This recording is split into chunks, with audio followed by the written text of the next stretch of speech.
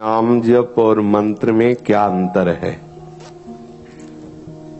नाम सर्व सामर्थ्यशाली, फिर मंत्र जपने की आवश्यकता क्या है? या नाम जप और मंत्र में क्या अंतर है? इसको वो ध्यान से सुने तो मंत्र में रुचि होने लगेगी। नाम जपने से निश्चित परम मंगल है, कल्याण है, बिल्कुल कोई संशय नहीं है। नाम आपको कल्याण पद में स्थित कर देगा, चाहे जिस भाव से आप नाम जप करें, चाहे जैसे भी, चाहे प्रभु के किसी भी नाम को आप जप करें। हमारे प्रभु का एक नाम है अनंत। अनंत माने जिसका ना कोई आदि है ना कोई अंत है। तो उनके नाम भी अनंत हैं, उनके रूप भी अनंत है, उनकी लीला भी अनंत है। हरि अनंत, हरि कथा अनंता। जो जीव नाना प्रकार की वासनाओं में फंसे हुए हैं, यदि वो भगवान नाम का आश्रय ले लें तो भवसागर से मुक्त हो जाएंगे, इसमें बिल्कुल कोई संशय नहीं। विवश होके भी नाम जप करे तो संसार समुद्र से पार हो जाएगा। कोई मंत्र की आवश्यकता नहीं संसार से मुक्त होने के लिए।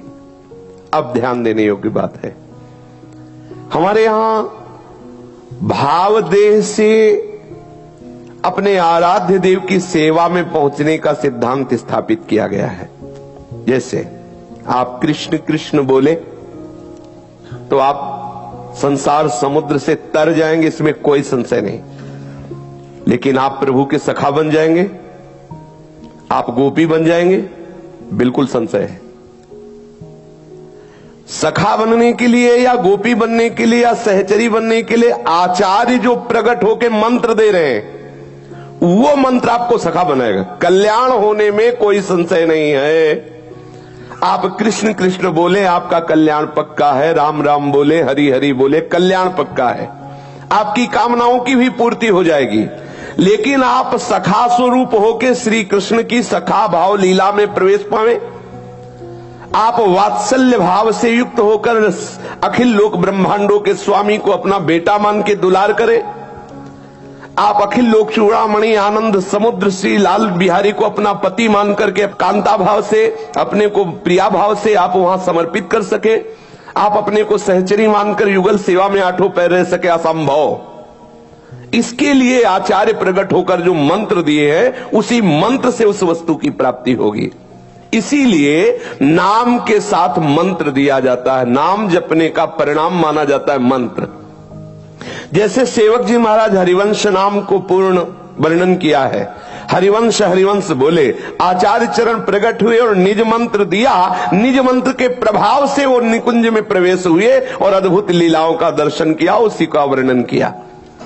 ये जो शरणागत मंत्र है, ये जो निज मंत्र है, या जो भी आचार्य परंपरा से जिनको मंत्र प्राप्त है, इस मंत्र में सामर्थ्य है कि आपको भावदेह की प्राप्ति कराएगा, आपको वहां पहुंचाएगा।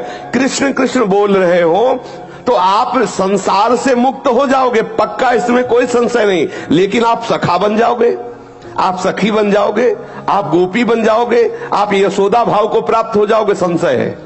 इसके लिए आचार्य शरणागति है, आचार्य के द्वारा दिया हुआ मंत्र है। जो भी मंत्र, अगर आप ब्रह्मबोध प्राप्त करते हो तो नाम जप करते हुए आपको ब्रह्म ज्ञानी संत का संग मिलेगा, और उसके द्वारा जो ब्रह्म बोध स्वरूप प्राप्ति का उपदेश है और मंत्र है, वो आपको स्वरूप बोध कराएगा, वो ब्रह्म साक्षात्कार कराएगा। उसी के लिए अद्वैताचार्य स्थिति को प्रदान करने वाले शंकराचार्य भगवान प्रकट हुए। ये जो विविध आचार्य प्रकट होकर मंत्र, इसमें रहस्य है। ऐसा नहीं है जैसे अपने लोग बोला जाता है नाम जप से सब कुछ प्राप्त हो जाएगा, तो उसका तात्पर्य नाम जप करो तुम्हें वो रास्ता मिल जाएगा।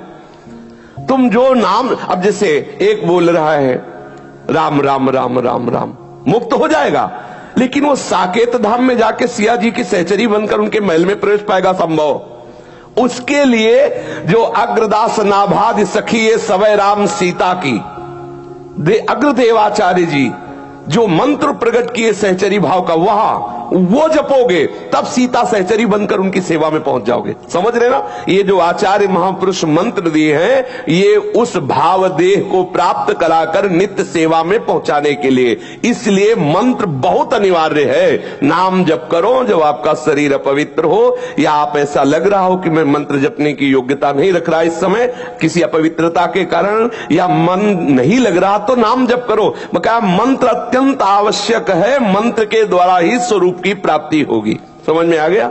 अब वो आप देख लो, नाम मंगलमय है, भगवत प्राप्ति हो जाएगी, लेकिन भावदेह की प्राप्ति करके सेवा में पहुंचने के लिए जो जिस भाव वाला है, आचार्य ने जो मंत्र दिया वही आपको वहां पहुंचाएगा। नाम का फल है आचार्य शरणागति। आचार्य शरणागति से जो मंत्र मिलता है वो आपको श्री श्यामा श्याम की सेवा में या जिन आराध्य देव की भावना में वही आपको पहुंचा देगा।